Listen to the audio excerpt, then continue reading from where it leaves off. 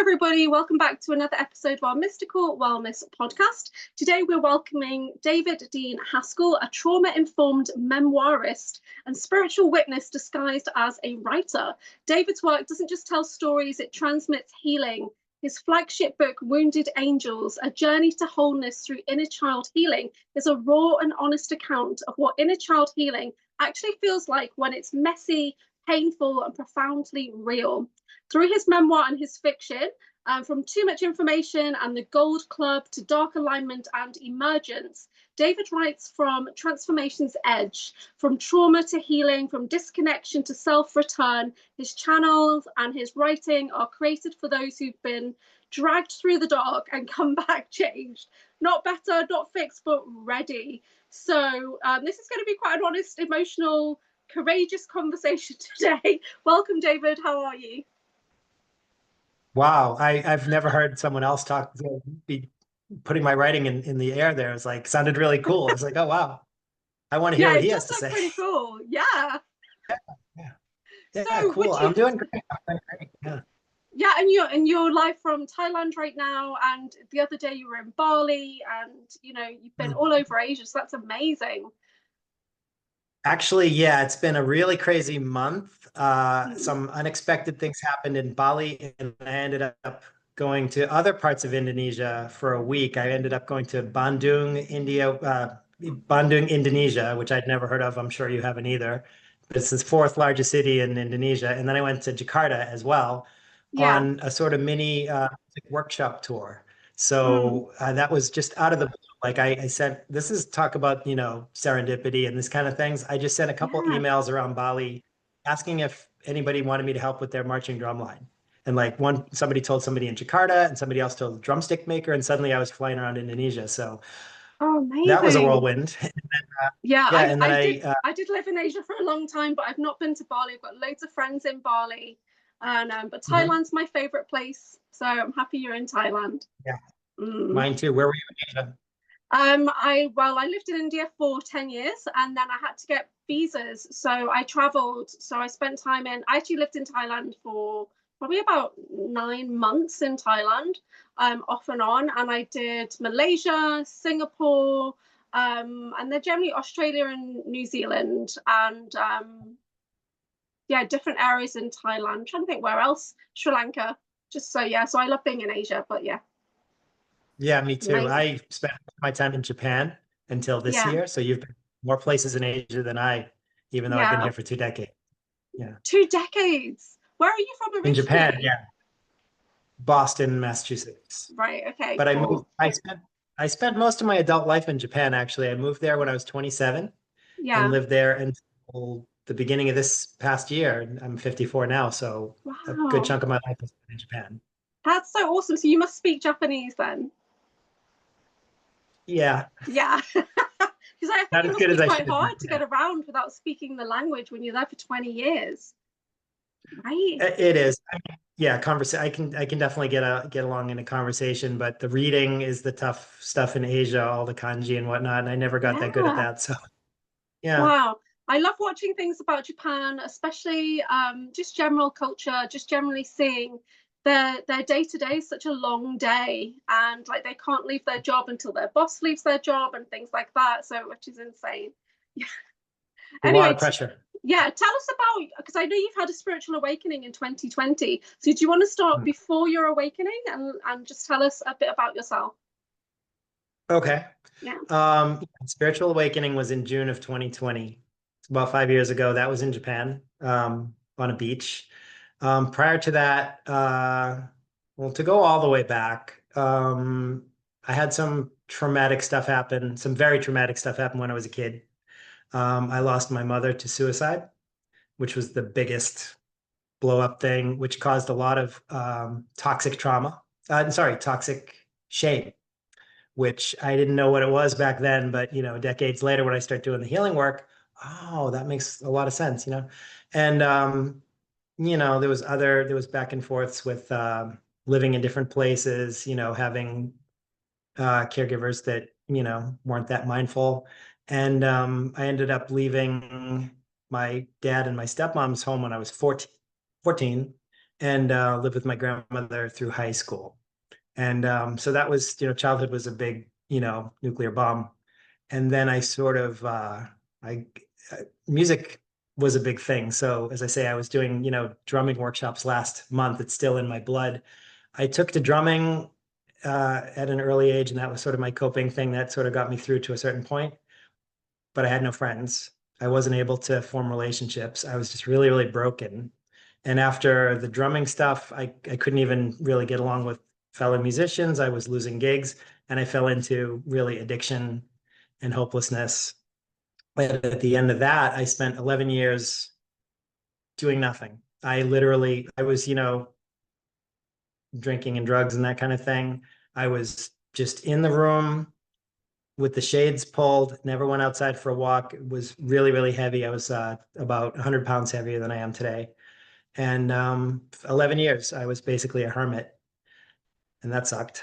So that led me to 12 step. I had to get sober because I was just, I was dying. I was really, in trouble. So I started doing that, which led me to gratitude, which led me to spirituality, which 2 years after that led to the spiritual awakening. And that was really just the beginning of like a real life, like something with fulfilling parts to it and enjoyable days and that kind of thing. How did you make that decision to move out to Japan, though? That's a really big step, because when I sold off everything I Oh, owned to move to Australia, that was like momentous. And I got a lot of backlash from people around me as well. You can't do that, things like that. People didn't like it. So, how did it happen for you? sure. Well, that's another part of the music story because I was in the top music group, marching drums in America, the Blue Devils, and I went to college for music. And then I went to Florida to play drums in theme parks. And I was drumming at Universal Studios in my early 20s. And things were already kind of crashing and burning there. I was like getting driven out of town because of my, addiction and rage and all the rest of that. But then an opportunity to play drums at Tokyo Disneyland came up.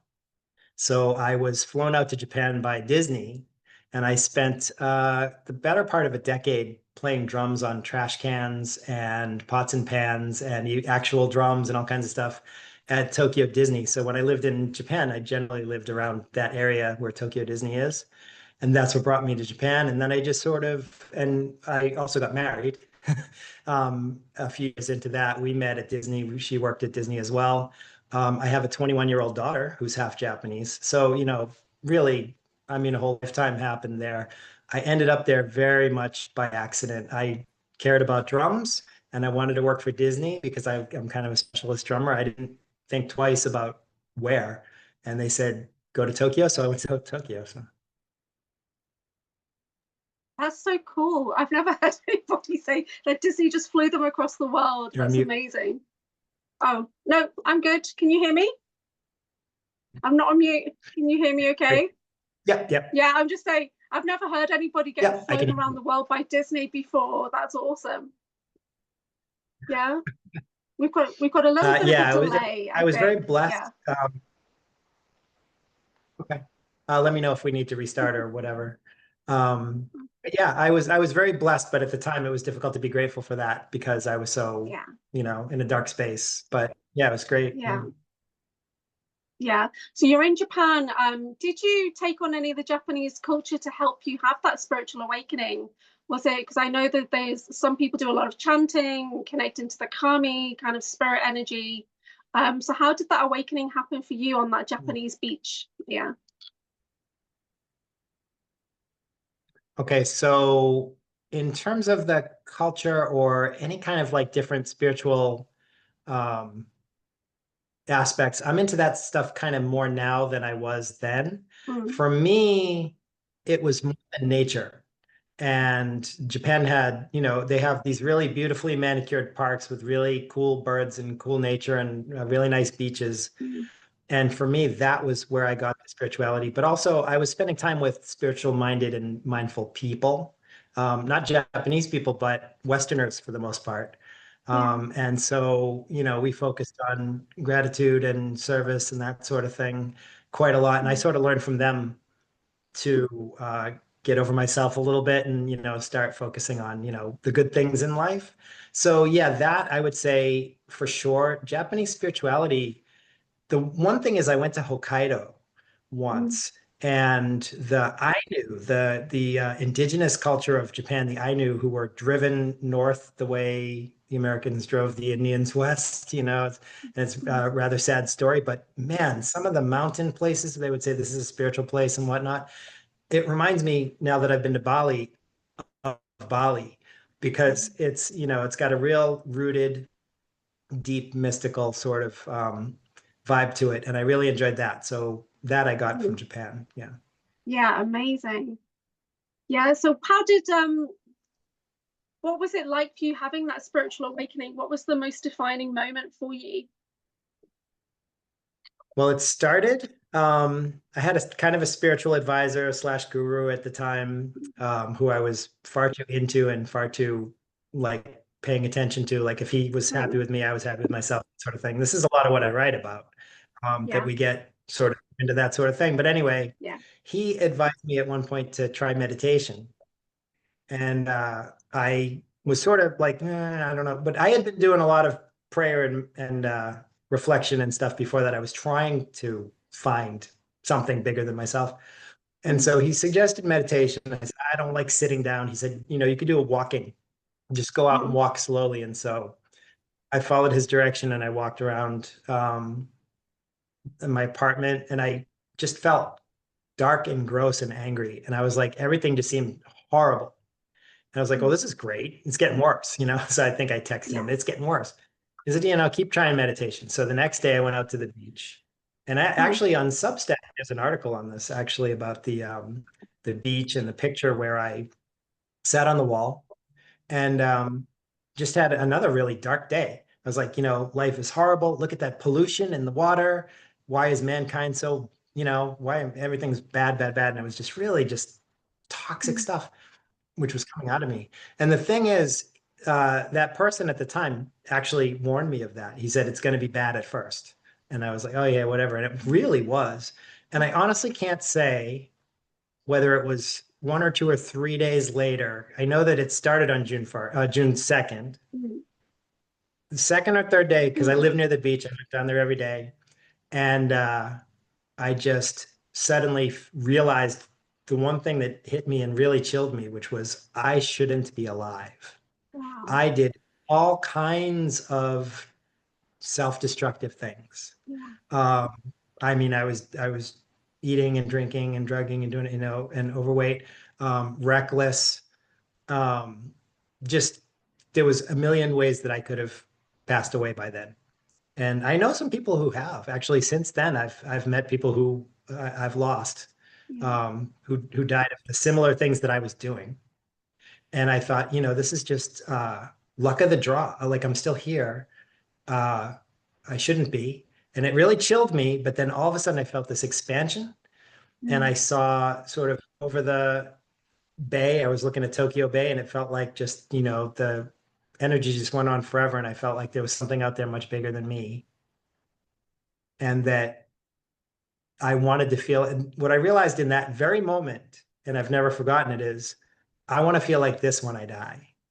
I want to wow. feel this connect. I want to do what I have to do to get connected so that when I die, I can feel that this is not the end. Or I don't want to get too into that metaphysical stuff or whatnot. I'm not Mm, particularly religious, but yeah, I yeah. want to feel like that expansiveness and that love, the love. And I Like felt a, the love was it like a as well. blissful state? Did you move into bliss? Was it a bit like that? Yeah, Yeah. loving, loved, Yeah. feeling loved. And I zero self-love. Mm, So feeling yeah. loved by, it was difficult to receive from people. Actually, I always struggled to receive love from people because of the self-loathing and Yeah. that sort of thing, which I talk about a lot in the book. But Mm, I didn't have trouble receiving that love from whatever it was. mm. Wow, that's amazing. I mean, you've got quite a few books, haven't you? Is it 5 books that you've written now? What was your first book and what was that process like for you? Yes, it's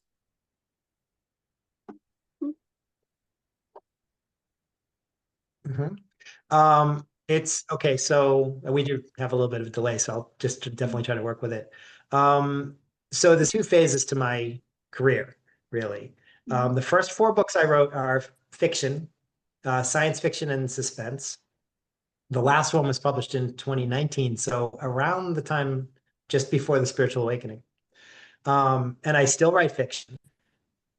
And anyway, around that time, because so much was going on emotionally and spiritually, growth wise, I had a 5-year writer's block. I Wow. was trying to write the whole time and I Mm. couldn't. I could do journaling, I could do stream of consciousness, but nothing worthwhile. And that was really killing me. I was like, should I quit? Should I, Mm. you know, what's going on? Am I just, Mm. but I did keep trying to sort of persevere with the writing. And so those first four books are still published on Amazon. I'm proud of them, and they're my first four Mm. books. But then around New Year's 2024, so last year, at the beginning of the year, um, the writer's block suddenly lifted. And I think last year I wrote probably more than 1 million words. That just poured out of me. I have two fiction books which will be published in the next few months.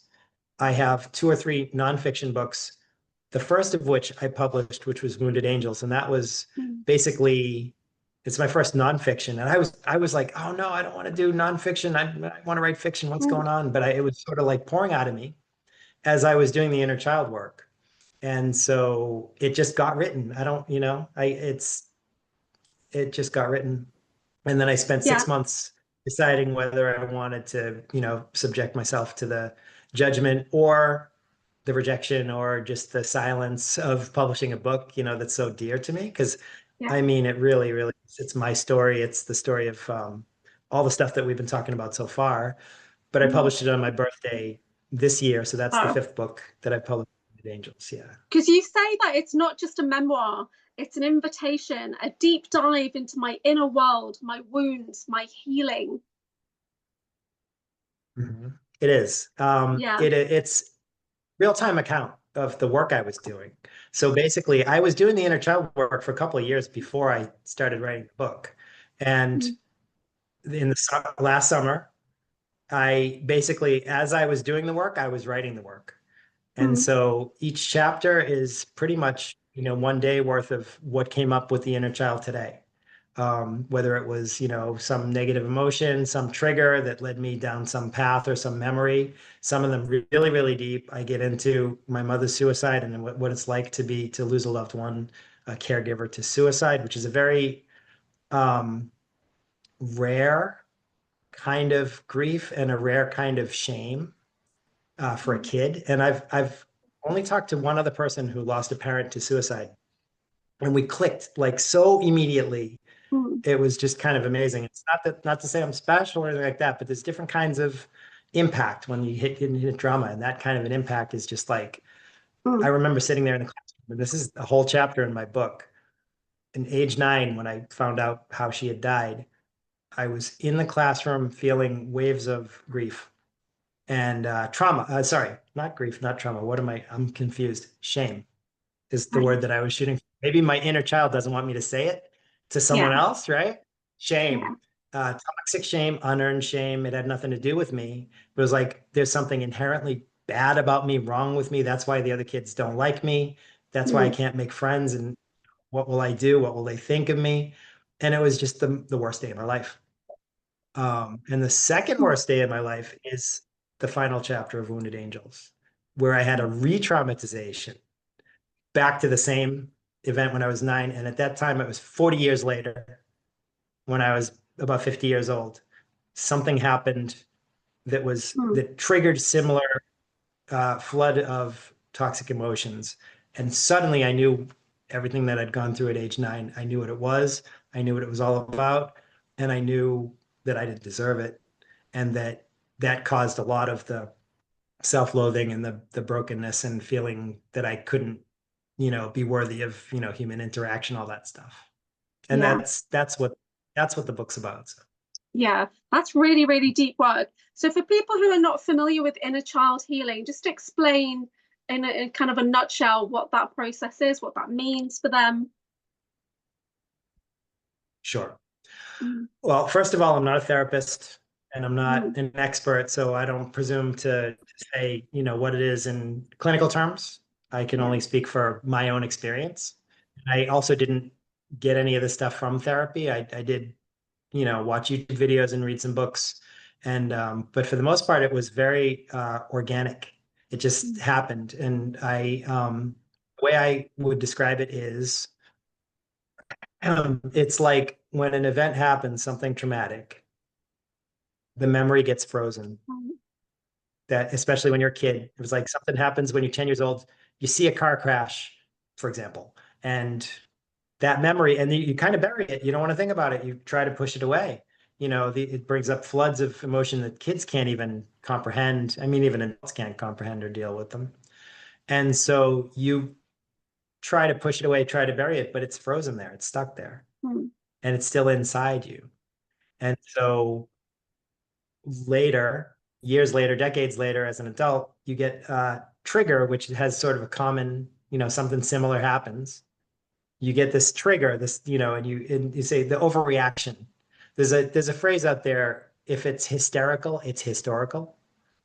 And it Wow. means like if you overreact and get really mad and freak out, it's got something to do with what happened before. And so what I do technique wise for inner child is when I get these triggers, like if you said something and I said, oh my God, how could Julia say that? I feel so, and then I would, instead of reacting, I would go inward and think, Mm. okay, I feel shame, I feel fear. I can't believe she just said that. And who am I? Who are you? Who am I talking to? And nine Mm. times out of 10, I'll get an image. And these days it's usually the same. Like I know it's different patterns go to different inner children. Um, but new ones do come out all the time. And I write about that on Substack as well. Like even this year, I've been writing follow-up articles Mm. on meeting these inner children. I should have probably made some notes for myself so I could mention some of the recent ones, but I got a few in Bali. And another one that happened in Bali that was a new one for me, this was just last month, Mm. was not my inner child. It was the voice of an adult from my childhood that I thought was Mm. me. So that's kind of a different layer because sometimes it's Yeah. not even us, it's what somebody programmed us on or that kind of thing. Mm. That happened recently, so I'm still growing. I'm not some guru that knows everything, but I'm Yeah. just sort of like, chronicling the journey, Yeah. and that's kind of why I'm interested in reaching out and doing this stuff. Yeah. Mm. What was like the most unexpected part of the healing work that you actually put in the book that you didn't think you would? Um, well, the thing I put in the book that I wasn't planning to put in the book was some stuff that I felt shameful when I was a kid that Yeah. I thought I never wanted to tell anyone. And Mm. for a while, it wasn't in the book. And this involved another inner child. I really want to say inner children, but Mm. I was advised people don't Yeah. know what inner children means. They know inner child, just Yeah. inner child. But like there's different ones. There's one that was traumatized when I was 9 about my mom, but there was another one around the same age. I used to crawl under the crawl space under the house Mm. and sort of just hide from the world. And I felt a lot of shame in there and got in trouble for being in there. I got yelled at for being in there. And I wasn't going to write about that in the book. Yeah. I actually ended up editing it like 2 weeks before I published, and it was already on pre-order. So it was like, this has to go in. So the book is a little bit meta because I even mentioned, okay, it's 2 weeks before publishing, but this has to go in because that inner child Mm. under the house wanted to be heard, deserved to be heard, and was like, why am I not included? Why am I Yeah. shameful? Why am I not important? Mm. And that was part of me, the part of us that we really want to, we don't want to look at that. We don't want to say we did this or Mm.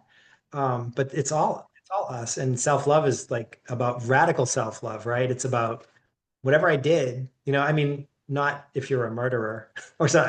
I don't speak to those people, but for the Mm. for the most part, we're all just muddling through, doing the best we Mm. can. Yeah. And the things that I've done wrong, and I've done plenty of wrong, and I've Mm. done my best to make amends for the wrongs I've done. That's not to say it excuses everything, but once you do that, it's about making peace and self-love. So Yeah. yeah. Do you think you feel stronger now going through this process? Um, I feel strong in my vulnerability. Okay, interesting. I So I actually had feel very vulnerable these days. Yeah. yeah, because you're open, you're raw, you're out there for everyone to see. Yeah. Yeah, yeah. Do you think it'll get more Yeah. comfortable? And that's risky. That's Yeah, risky. yeah. It hasn't so far. It hasn't gotten comfortable so far. I would say, yeah, it's Mm, the vulnerability has gotten more comfortable because I acknowledge it. That's what it is. It's like if I'm mm, feeling, and okay, so here's the thing. I used to mm, say this or that is childish, mm, and I would think I did this and that was childish. I changed the word. I don't like the word childish anymore. I changed the word to childlike. right. And like, especially this Mm, year, traveling around the world and getting into scary situations sometimes, or just unstable situations, like, will my bank card work? I had a thing where the bank card wasn't working. Is the mm, money going to be accessible? Am I going to have support if I need it? And I'm a grown man. I'm 54 years old. I should be able to handle that stuff, right? But, mm, the world's a scary place, and I'm acknowledging that and noticing when I'm feeling reactions, the childlike reaction of fear, childlike reaction of shame because the hotel staff yelled at me or something, but that was on them, not me. But mm, feeling that, I get the same reactions, but then I feed off of that. I go inward. I think, oh, that's interesting. Let me look at what part of me is afraid of hotel staff, mm, or thinks, I'm a paying customer walking, why should I care if they get angry? Fear of people's anger is a big thing for me. And it yeah, is for a lot of people who've gone through trauma. mm, And so I guess I'm sort of embracing the vulnerability. And, if somebody is inappropriate towards me, uh, I still feel those same feelings in the moment and get shocked in the moment. But I understand things much better and I recover much more quickly. Like I'll be okay within an hour or maybe a day. Whereas before mm, it would just like cause me to feel more self-loathing and just sort of spiral and maybe drink some alcohol or eat some fried chicken or whatever unhealthy mm, coping mechanism I used to go to. And by the way, I mm. still do plenty of unhealthy stuff, but you know, pretty mindful of Yeah, that too. I just started my diet. I've gained about 5K since the last 6 months because I've been on the go and blah blah blah. yeah. Finally weighed myself a couple days ago and decided to get back on the beam. So that's Mm, that's I mean, I'm not a saint, and we all have mm. our issues. So mm. So while you were writing the book, was there any like self-soothing mechanisms that you did to kind of offset that kind of deep healing that was going on? Was there anything that you kind of thought, oh, I'm going to soothe myself in this way? Anything like that? Sure, stuff like that. Mm, Food, sex. I don't drink. I don't mm, do drugs. That's just mm. too deadly for me. And I'm very, I haven't had a drink in almost 7 years, coming up on Mm. 7 years next Wow, month. amazing. So it's not, well, it's tough in Mm. Thailand too, because you get, the pot shops all over the Yeah, place. And, I see people having fun with that. And that's great. yeah. I'm not against it. But for me, I have to stay on the beam with those. So Mm. then, what else do you have? Um, spending, that kind of thing, shopping spree Yes, occasionally. I yeah, do, I that's do me. myself up for it. Yeah. Oh yeah. Yeah. The shopping I, spree. I used to go to Yeah. Yeah. Thailand for like a week to get a visa and I'd go with nothing, right? And I'd come back with 40 kilo of shopping. And that was my soothing. Yeah, I'm terrible. Yeah. Yeah. Terrible. Yeah, like Yeah. self-sabotage. Yeah, really bad. Right. Right. Yeah. I think we all do, or a lot of people do, and just the awareness of it, and the loving get back on track. Like the thing with the food for me. Mm. 3 days ago, I knew, Thailand, every convenience store has a scale in Yeah. front of it, right? So I got back to Thailand and I was like, oh man, there's a scale. I can find my weight. And I didn't want to. And I was Oh, like, right. here I am Yeah. like telling other people don't do that too much and blah blah blah. So I bit the bullet and I put the penny in and I, found out my weight. I'd gained, honestly, I said 5, it's actually 6 kilos. Okay. And and the last couple days I've been more mindful about the healthy eating and, go from there. Mm. But I'm not beating myself Yeah. up for struggling Yeah. the last couple of months. It is what it is. Yeah. So why do you describe yourself as a spiritual witness disguised as a writer? Well, especially with my nonfiction, Mm. I don't. I know I'm a good writer intellectually, but emotionally, it's like I must be an imposter. But when it comes to the nonfiction, I feel like I'm really just trying to convey what's worked for me to be Mm. helpful for other people, and also, of course, it's sort of a chronicle. Um, Mm. but if you say writer, it sounds like more like I want to talk about inner child, and here are the 10 people that I've talked to about it, and this is why I'm an expert on it. That's not it. It's I'm witnessing my spiritual experience with people and connecting like we are today. And Mm. so that's why I say that. Yeah. With I am definitely a writer when it comes to the fiction. So we're more, talking about the nonfiction. But Yeah. yeah. It's quite funny because last week I did quite a public podcast with some inner child healing on it on a friend's channel on Psionic League. And then within like 6 days, you contacted me. So I think if I hadn't have done that podcast, we probably wouldn't have hooked up to do this session. So Oh. it's kind of like I must have progressed to that point because I was doing some healing of like fractured inner child. Yeah, so there's lots of that in my childhood where I'd literally fractured off. And we started to integrate that on just to like a healing session. But I think if I hadn't have done that, we wouldn't have met because I don't think I would have been ready to do this session because this is quite tricky actually sitting here with you. It's amazing. But I'm sitting here thinking, wow, I'm doing this right Yeah. now. And it's making me think about a session I had 2 years ago when somebody described my inner child as one was on a magic carpet and there was another version of me sitting in the closet, like shaking. And so yeah, I've got at least two, possibly more fractals of my inner child. So that's quite deep. Yeah, it's a really deep process. How long did Yeah. it take you to write the That's book? Yeah. That's that's my experience as well with that. There's different ones in there. Mm. Um, I like the flying carpet though. I haven't gotten in touch with the joyful ones that much. Ah, I, okay. I I would like to, and they come up now and then, but usually it's more like addressing some sort of a, you know.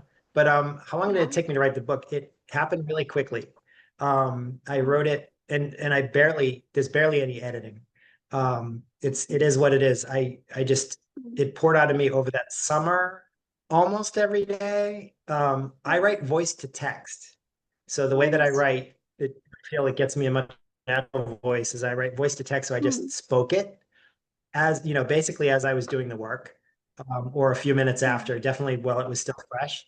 And I would say it took about Mm. probably 2 months all Yeah. told. That that's pretty rapid. Yeah, that's amazing. So Yeah. you I mean, mentioned, I wasn't, sorry, I should add, I wasn't doing it like all day or anything. It was like I yeah. usually do this stuff in the morning and Right. I would write for like 20 minutes. So it was basically just a chapter and Oh then wow. then a Okay. couple days later and yeah, like that. Like that Oh, is that's that's not how amazing. I yeah, yeah. Yeah, I've been trying to kind of piece together like a multi-dimensional timeline, and I've been doing it for like 8 months. And because my life is not linear, it's really weird. Okay. So I Jumping. like the idea of one chapter a day, like 20 minutes voice text. I'm going to try that. Um, so I see that Mhm. you've talked about that healing isn't about being better or fixed, it's about being ready. So how did you know that you were ready to start that journey, and what does that mean to you? Well, being ready to start the healing journey is when things get too painful, Right. pure and simple. It's like some can really be, and some people never get there, some people die. That's Mm-hmm. the truth. I mean, that's the truth of addiction, and that's the truth of like spiritual bankruptcy, if you Mm-hmm. want to put it that way. And I'm not judging. I've seen people die, and it breaks my heart, and I easily could have died. I didn't somehow. I really can't say how. Just luck. But it finally got too painful. It just finally got to a point where Mm, it's really like you, to go back to the food, people talk about this where like, okay, you can suffer mm, by going to the gym every day, or you can suffer by gaining a lot of weight and then you get the complications and you're out of breath all the time. Both of them are painful. It's really kind of like pick your poison. And but when it comes to, spiritual unfitness or spiritual fitness, mm. for lack of a better word, it's like you can't just decide to do it. It's like it happens to you. You don't, things get Yeah. too painful and then you go, I give up. I'm done. I can't do anything more. What do I Mm, do? And that's when you're ready. Um, and I was just in too much pain. And so I had to surrender, the surrendering thing. People in spiritual circles talk yeah. about that a lot. The inner child though, okay, so I'm in two different 12-step groups. The second one is Codependence Anonymous. Mm, So for the first few years of not drinking, I was basically addiction hopping over to codependency and finding, gods in people and sort of doing all these like commander subordinate um, compliant control patterns. I was the compliant one. And I was yeah. just kind of going along and, if they're cool and they approve of me, that means I'm cool, that kind of thing. And Yeah. the codependency was killing. The codependency was making me so miserable. I couldn't stand it. And I was like, I got closer to suicide then than I did Mm, when I was spiraling with drugs and alcohol. mm, And I just couldn't stand the pain. I got to a point where I couldn't stand the pain. And that's when the second re-traumatization happened, mm, right at the bottom of my codependency. Um, and then I was, well, yeah, I wasn't really doing the inner child work then, but that's around that time it started because the Codependence Anonymous literature talks about inner child. So I mm, was reading those books and I was doing whatever they were suggesting. And part of that is inner child. It's not all of it. I don't consider myself, inner child and nothing else. I do all kinds of different, whatever seems to work. mm, I'm open to whatever people, suggest. I'll try stuff out. yeah. But yeah, that started. So the inner child work started around after the spiritual awakening. So it was Yeah. around 2 years later, or no, Yeah. a year and a half later. So even in the spiritual awakening, I was still Mm, struggling with codependency and relying on others for my own self-worth. yeah. Was it more about opening that dialogue with the inner child, or was it visualization? What worked for you? The visualization gets the ball rolling because like when I'm able to picture who it is, then I remember the situation and I remember how I felt and I remember what happened to trigger it. But and I'm very kind of organic about it, and I don't have any hard or fast rules. I've sort of recently started doing the loving reparenting thing, which they talk Mm, about in IFS, which I wasn't doing for a long time, or just listening. But yeah. listening to the inner child, my inner children have tons of wisdom. They know, they know things I don't know. They do need to be parented though too, so it's a bit of a complex thing. But I would say, yeah, the end. Just what do you need? How can I help you? I Mm, see you. That's not yeah. fair. That wasn't right. Let me take you away from there, and all those kinds of things. Yeah. Yeah. So I have Okay. memory blocks from childhood. Sorry, go on. Okay. Yeah. So No, I've got tell me about the memory. yeah, I've got memory blocks from childhood. So that's kind of what I'm trying to revisit what happened there. So did you find that Oh, you wow. had memory blocks in place or screen memories where you thought something happened, but really it was something else? I don't know if I have any false memories. I might, but I definitely have periods that were blacked out. Yeah. Like there's definitely like I was repressing. I don't have any memory of my mother, for example. Mm, And even that family, basically when I was 4 is when she died, and my whole maternal side of the family disintegrated. My right. grandparents divorced, my grandfather disappeared, my stepfather disappeared, my aunt and two playmate cousins disappeared. So I lost a lot more than just my mother, you know? Mm. And so I think I blocked a lot out around that time because I don't have a lot of clear memories just after that. Yeah. And then it started sort of coming clear. But the triggers do lead me to specific memories, and so I sort of go from there. There's a lot I can't remember as well, and so it's sometimes I'm like, well, tell me more. Like, what happened?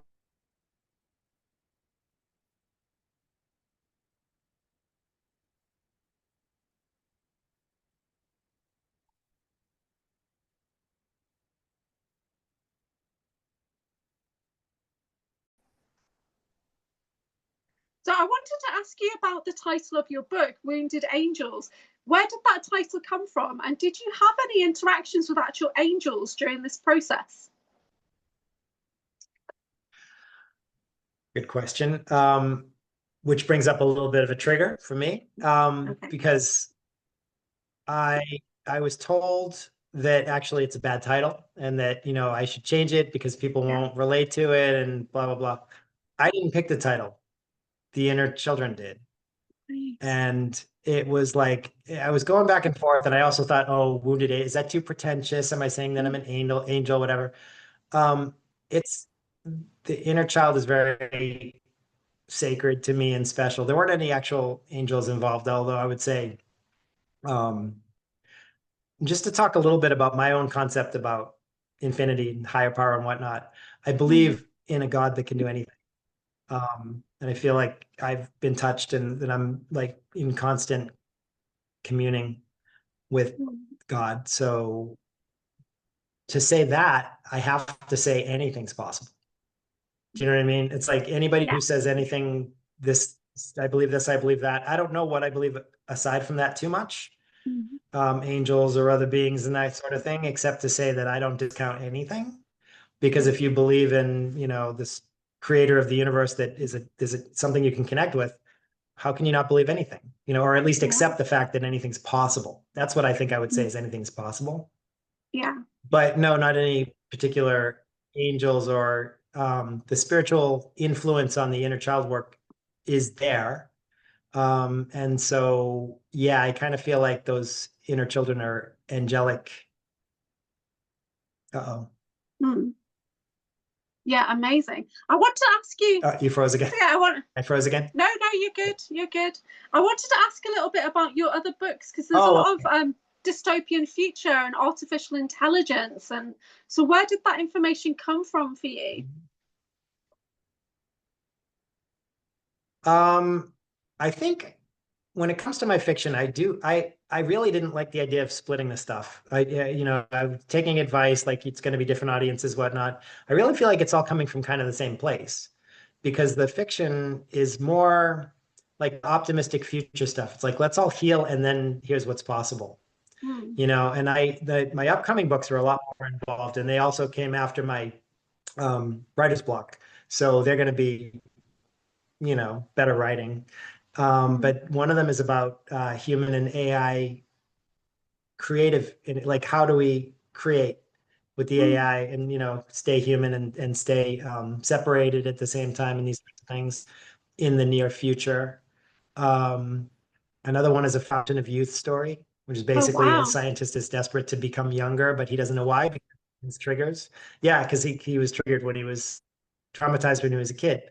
Mm. So I would say, yeah, my fiction is all based on sort of like that optimistic, Mm. um, maybe we all can be okay, that kind of thing. Because I feel like everything's gotten so dystopian, reality and fiction.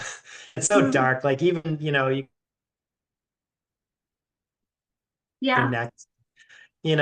I think I still have that sort of maybe naive, optimistic view of the future. So yeah, I Yeah. wouldn't say it's dystopian, but it has dystopian elements, but yeah. Tell us a bit about the book Too Much Information. Oh, okay. That sounds like Mm. one that you would like. Yeah. And that's my first book. So I wrote it way back Mm. in 2009, Mm. I think. And Yeah, that was all about, I mean, that was before even the heavy airport security even came around, and half the things that are happening nowadays. I Yeah, think I was kind of ahead of my time with that book and yeah, with Emergence, the AI book, because I mean, what's going on now is even a lot more involved. But yeah. yeah, too much is all about that. It's about the information overreach, government freedom, and the cost of of the constant surveillance state. And I'm experiencing that here in Southeast Asia a lot too, because like Mm, I don't know what rights I have in which country. It's pretty yeah. wild the way that goes down. And it's so interesting too. I just saw a YouTube video yesterday, and it was a woman who was angry because they charged her for luggage, and she was about to miss her flight and whatnot. She got mad and she said, "If you don't get me in anger, right?" They bring the cops in. They're like, "You're going to jail," and like basically harassing this woman. And I'm thinking, you know, this is what we've come to. It's just a very a chilling effect, right? Yeah. Like you don't say this, you must say this. And I'm not talking about right wing or left wing, both, all of it. It's all Mm, extreme. And I'm very much a freedom of speech guy, at heart. So I think that's the big part of it. And it's funny because in Too Much mm, Information, written in 2009, it has like technology that was like future technology. It wasn't exactly science fiction, but more of a techno thriller. But mm. man, all the stuff I wrote about in the book in 2009 is now in place in the airports. So, Oh, and more. wow. Yeah. Good. Do you think do Yeah. you think you'll ever Mhm. move back to America? I don't know. I'm sort of seeking where I belong now. Mm, In fact, I mean, I do have a daughter. She's 21 years old and she lives in Japan and I miss her. yeah. So that always factors in. Um, but other than that, I don't have any, close family members that I'm, running to get back to. I'd like to visit some people, Mm, but I sense that the situation in America is, pretty tough these days. Everybody tells me that. And when I yeah. mention maybe I'll come back home and move, the people are like, no, no, stay there. No. Stay. Mostly they say stay in Japan. People Yeah. are just like, Yeah. stay. Why? Don't leave Japan. Just Japan. And Japan really is a an what do you want to say? Like an ocean of sanity, or like an oasis of Yeah. sanity. That's what I want to say. An oasis of sanity in Mm, the crazy world. Japan has its faults, but it's calm. It's good for my nervous system. I went back there a yeah. couple months ago for a wedding. I couldn't believe how peaceful and quiet Tokyo Mm, is. It's got 10 yeah. people. So I think I might be more likely to end up back in Japan. Yeah. But I'm also, you know, I couldn't have told you last month that I'd be running around Indonesia playing drums, Yeah. even I think that's 5 weeks ago. awesome. Yeah, I don't play drums, It's but I just do crazy. shamanic drumming, so it's a bit different. So yeah, so I do I Oh do yeah, bowls and yeah. things But like that. I'm looking at that's Yeah. awesome. No, I'm looking to integrate. I was trying to separate everything, the fiction, nonfiction drummer. This Yeah. is my niche. Whatever, that's what they're telling me to do. But it's Mm, like this is all of me, and I'm looking to integrate yeah. sort of thing Do too. Like do you especially if I think do one-on-ones with people. So yeah, yeah, and yeah. Do you think the drumming was like a good oh, sorry, rage release I for just got you? excited about this. You said drums. Yeah. Because drumming is like very good for releasing rage, and that's something that like we both Yeah. share from childhood. Yeah. Yeah. So do you miss drumming now? Like, Hmm. Yeah, mm, it could. Well, I don't miss it because I was doing a lot of it last month. So that was a lot of fun. And I don't necessarily need to do it all the time, you know. I don't necessarily need to do mm, it all the time, but I had a lot of fun doing it last month. And it definitely can be an emotional release. And mm, the other thing I wanted to say when you mentioned shamanic drumming, I mm, had an amazing experience in actually I was in Thailand. It was on Koh Lanta mm, back in January. I met a shaman who owned a weed and mushroom shop. She and her husband both, and they were Reiki masters. And she wanted me to mm, teach her the talking drum, which I'm not really mm. an expert on, but I can play pretty much any drums. And so I taught her some of the talking drum, and she gave me a Reiki session, which was Oh, transformational. So when you mentioned that, I was like, "Oh, I'm into this stuff so much." Yeah. I don't know what talking drum is. Hold on, let me check. Oh, like the tongue drum, like the singing drum. It's got the Oh, tones. oh, okay. Oh, Looks like a. Oh, hold on, yeah. hold on. Wait, that'd be Okay. a mini drum. My Yeah, goodness. Yeah, yeah. This is, you won't be able to hear it, a but mini one. Yeah, yeah, yeah. I need one of yeah. those. I got it Love from it. I love it. Glastonbury. I was in That's Glastonbury last awesome. month, and I just thought, well, if I'm a sound Really? healer who travels, then I need little things to travel with. Yeah, so I love to travel. Amazing. So Totally. what's coming up for you in the next couple of months? Are you staying in Thailand? Are you going back to Japan? What's the progress like on your new books? Okay, so yeah, I'm a little bit up in the air, and I'm really kind of following the flow. So I really didn't expect to get into the drumming as much as I did. And it sounds like some people wanting me to go to this place or that to do similar stuff. And if so, I'll probably end up, I'll be back in Indonesia or somewhere else. Mm. The writing is ongoing. Although there's an article, I'm doing a lot of articles too. So there's an article coming up on Substack tonight, maybe. And it's going to be about what it's like to be on stage as an introvert.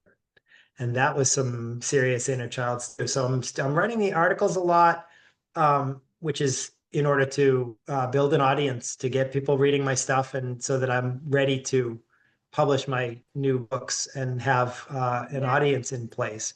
So the novels are also ongoing, Mm. but I don't have a time frame as far as publishing. I have a sequel to Wounded Angels as well. I wrote two books that summer. Oh, Um, yeah, amazing.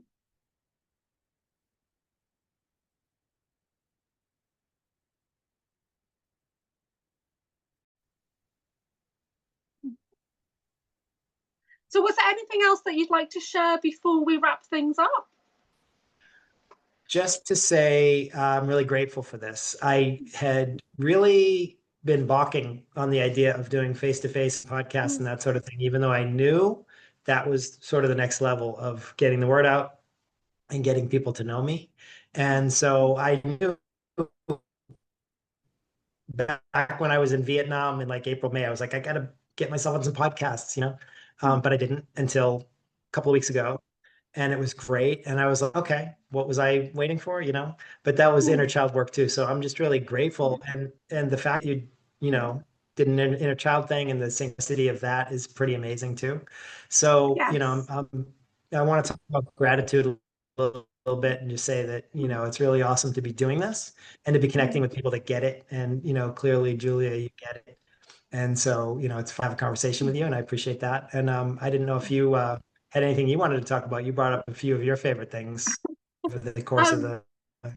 yeah, I'm quite public with my I call it my full disclosure diary of healing as I'm trying to integrate on my galactic journey. So I'm quite public with this kind of thing, putting everything out there, very raw. And recently I started my diary recently because I acknowledged that I had a trauma twin from these government programs or whatever that I'm delving into. And just acknowledging that there might have been somebody there that went through the same things as me as child opened up a big wound ready to be healed. And I asked my heart to show me.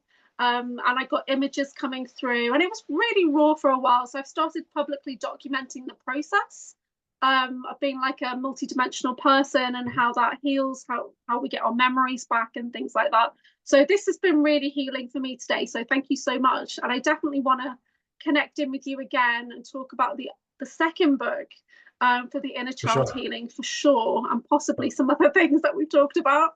Yeah, so Sounds like, let yeah, it sounds like everybody we've got know a lot how to they talk can about. connect with you. We have, yeah. Oh, Let everyone know how they can connect with you. Yeah. right. I'm pretty easy to find. On Amazon, I go by my full name these days, David Dean Haskell. And as far as online, I do most of the writing on Substack. And that's the Substack is called the Inner Child Journal, Mm. which is for my nonfiction, and I also have a Substack for the fiction, which is David Dean Haskell Stories. Right. So if you want to get a taste of what my writing is, you can get tons of it by just popping in a Substack. And that's pretty much the best way to find me. Yeah.